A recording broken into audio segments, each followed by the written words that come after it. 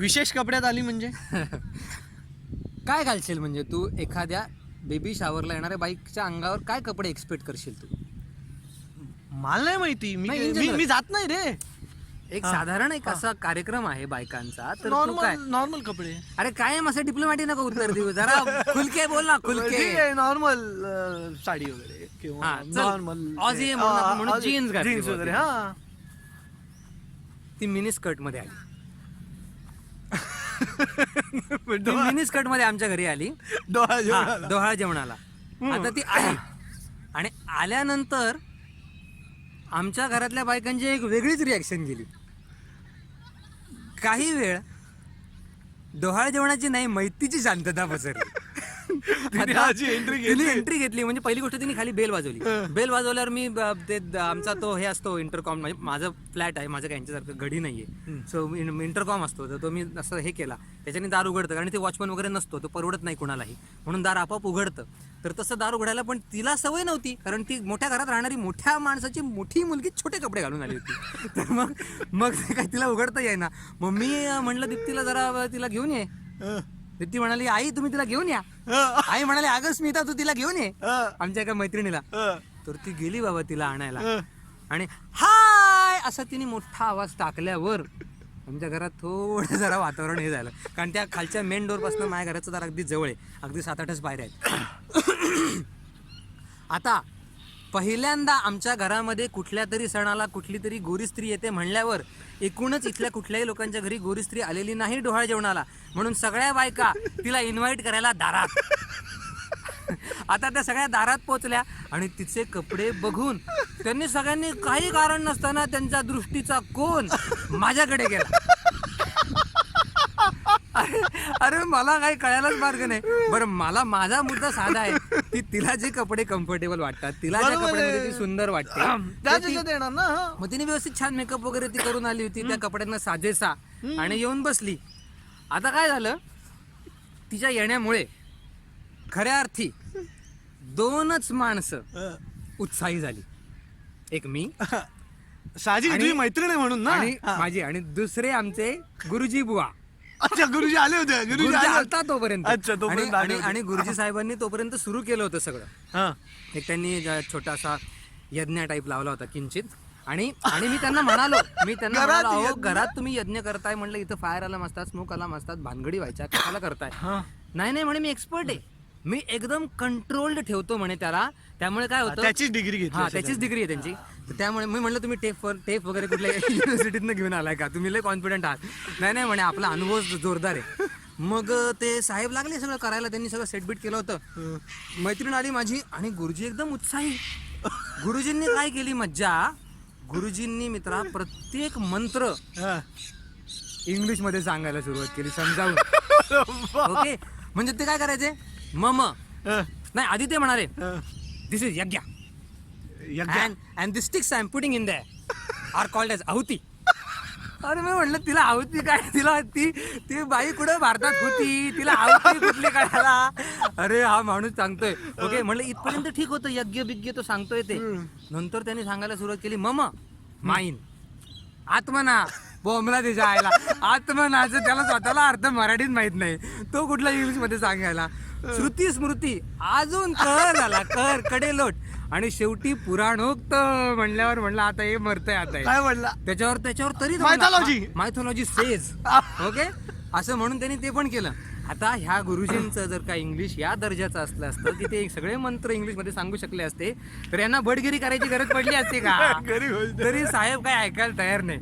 आणि मित्रा झाली गंमत अशी की साहेब इतके त्याच्यात हे झाले, आणि साहेबांचं तिच्याकडेच लक्ष रे, तिच्या एकटीसाठीच चाललाय सगळा कार्यक्रम. ओके मग बाकी बायका काय करत होत्या? बाकी सगळ्या बसल्या होत्या, पण प्रॉब्लेम असा झाला की जरा थोडं वातावरण थोडं वेगळंच झालं रे. तर माझी आई वगैरे पण तिच्याशी इंग्लिशमध्ये बोलायचं, माझ्या आईला काही झेपत नाही, तरी इंग्लिशमध्ये तिच्याशी गप्पा मारायचा प्रयत्न चालू झाला. आईचा, दीप्तीचा, सगळ्या मैत्रिणींचा, सगळ्यांचा चालू झाला. त्याच्यात गंमत अशी झाली मित्रा, तिने ना एक जोक सांगितला.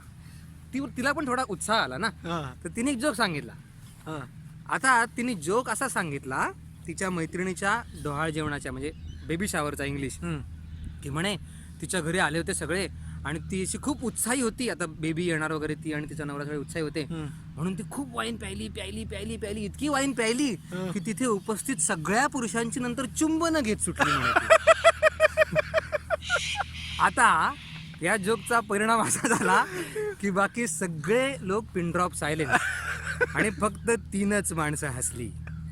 एक ती स्वतः, दुसरे अस्मादिक आणि तिसरे गुरुजी श्री. आणि गुरुजींचा उत्साह इतका वाढला की त्यांनी गप्पागप आहुत्या टाकल्या रे त्याच्यात. आणि मित्रा यज्ञ पेटला, यज्ञाच्या ज्वाळा छताला भिडायला लागल्या आणि ट्या ट्या ट्या ट्या ट्या स्मोक अलार्म आणि फायर अलार्म. अरे पण तू स्मोक अलार्म बंद करायचा ना घराचा स्वतःचा. नवीन स्मोक अलार्म बंद होत नाहीत.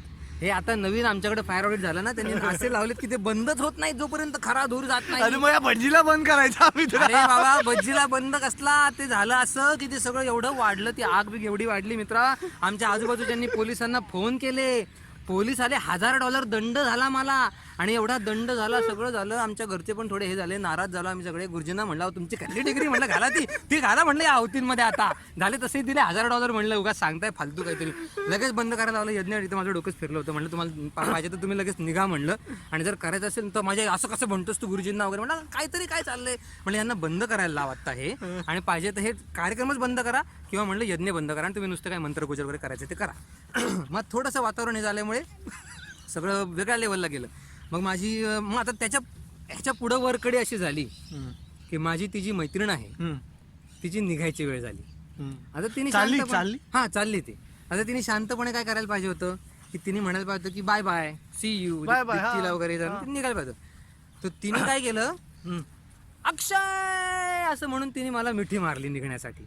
आणि मला म्हणे I loved this Indian ritual, call me every time Wien you have anything at your home, okay my love, असं म्हणून तिने माझ्या गालावर तिचे ओठ टेकवले बाय म्हणून. आणि गंमत अशी झाली मित्रा. तू मला का नाही बोलवलं? अरे मला आवडतं ते सगळे डोळे जेवण वगैरे कार्यक्रम मला खूप आवडतात मित्रा. तू मला बोलायला पाहिजे होतो, तू मला का नाही बोलवलं? म्हणजे 21वे शतक कशाला पाहिजे डोळे जेवण, हे कोण म्हणाल होतं रे आता? नाही, वेगळ्या गोष्टी जरा पाहायला आवडतात मला. तर ऐक तर त्याच्या पुढं तर तिने असं ते मला मिठी मारून आणि खूप आवडतं वगैरे. आणि मित्रा तिने एकदा इतकं लिपस्टिक लावलं होतं, ती म्हणजे ती माझी पापी बाय बायची घेताना आमच्या घरी ऑलरेडी खूप मोठ्या प्रमाणावर रिॲक्शन्स गेल्या. पण त्याच्यानंतर माझ्या गालावरती तो धनुष्याकृती लाल रंगाचा ठसा मित्रा, तो राहिलाच ती गेल्यावर सुद्धा. आणि त्यानंतर आजता गायत मी सोफ्यावरच झोपतोय.